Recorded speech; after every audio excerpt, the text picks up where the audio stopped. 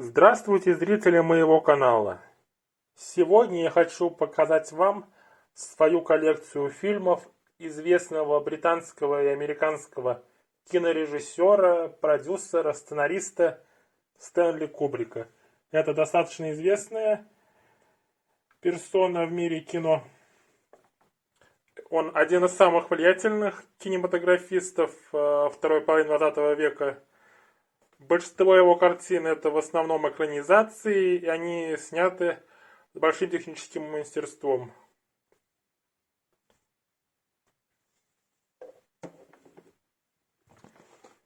Самых ранних картин данного режиссера, а именно «Страх и вожделение», «Поцелуй убийцы», «Убийство» и «Тропы славы» у меня нет в коллекции.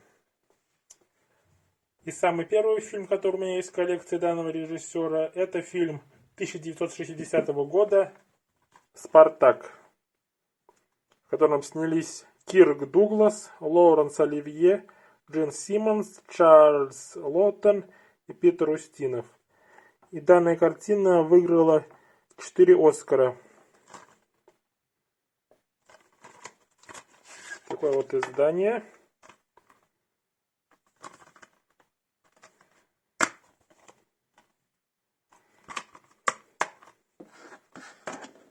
И данная картина это единственный фильм Стэнли Кубрика, в котором он выступил только в качестве режиссера.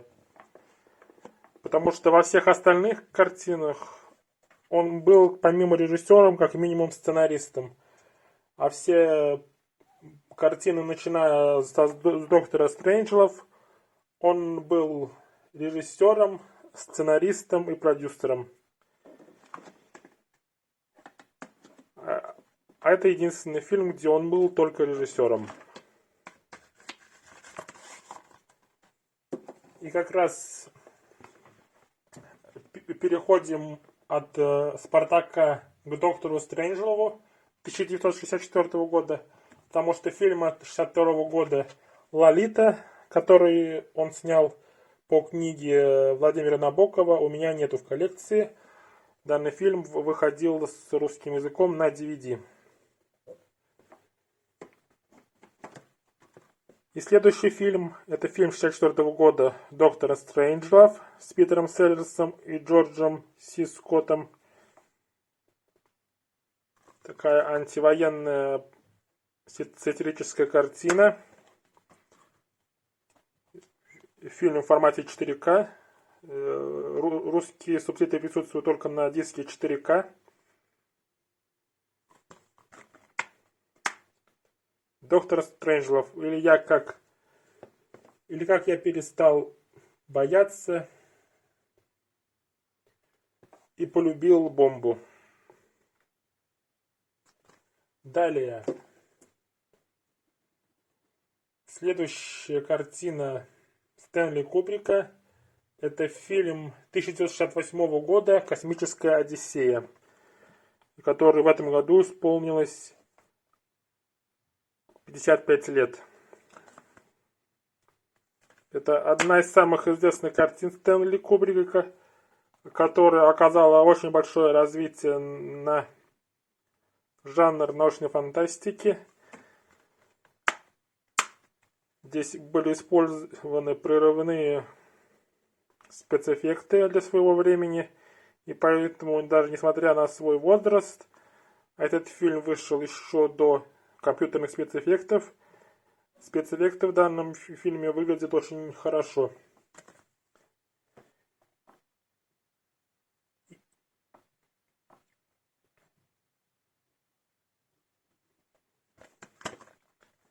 Фильм 2001 «Космическая Одиссея» 2001 года. Далее, от 60-х годов переходим к 70-м. И в 71 году Стэнли Кубрик выпустил фильм «Заводной апельсин», где главную роль сыграл Малькольм Макдауэлл. Это тоже известная картина Стэнли Кубрика, культовая картина. А был снят данный фильм по книге Энтони Бёрджеса «Заводной апельсин», который у меня также есть в коллекции. И особенность перевода на русский язык в том, что в данном книге используется как бы язык надсад, в котором в оригинале к словам английского языка также добавляю, есть слова, которые заимствованы из русского.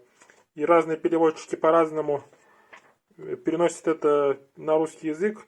В данном случае такие слова переводчик сделал латиницей. «Заводной апельсин» Стэнли Кубрика.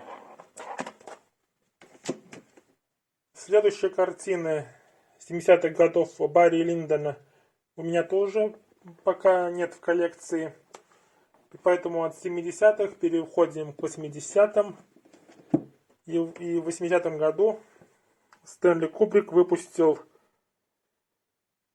еще один из наиболее ясных фильмов Стэнли Кубрика. Это фильм «Сияние».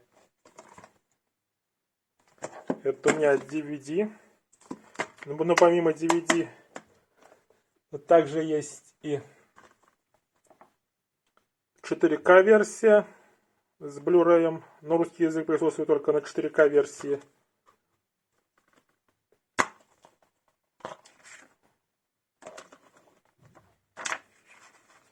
В данном фильме главные роли сыграли Джек Николсон,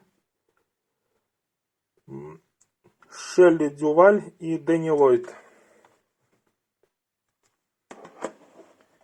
И помимо фильма у меня также есть и оригинальная книга Стивена Кинга «Сияние», на основе которой был снят фильм, хотя и сильно изменен.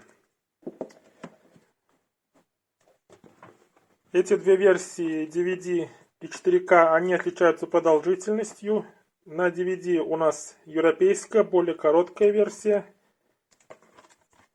а на 4К и Blu-ray длинная версия, так называемая американская. Такая вот ситуация. Далее, следующее кино. Это фильм 1987 года от Стэнли Кубрика. Опять же на военную тему. Цельнометаллическая оболочка. Еще один культовый фильм Стэнли Кубрика. Здесь у нас рассказывается про Вьетнамскую войну. Сначала подготовка новобранцев, а затем и участие.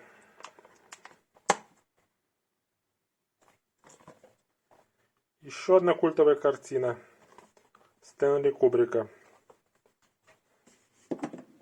И, наконец, в 1999 году вышла последняя картина Стэнли Кубрика с широко закрытыми глазами с Томом Крузом и Николь Кидман. До премьеры данной картины Стэнли Кубрик уже не успел дожить. Но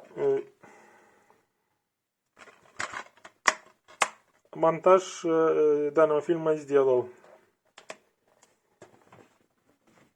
И данная картина это у нас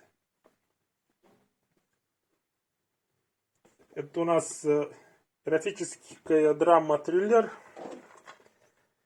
И это у нас самая последняя картина Стэнли Кубрика. Стоит заметить, что во всех изданиях, кроме «Спартака», русская локализация представлена в лицензионных изданиях только с субтитрами. Такая вот особенность, что Стэнли Кубрик был очень придирчив, и поэтому должен был сам утверждать дубляж своих фильмов. И официального дубляжа, одобренного Стэнли Кубриком на русский язык, нет.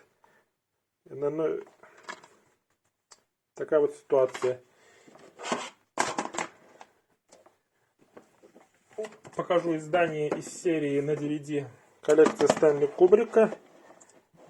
Мне не хватает еще одного фильма, еще двух фильмов для полной коллекции из данной серии.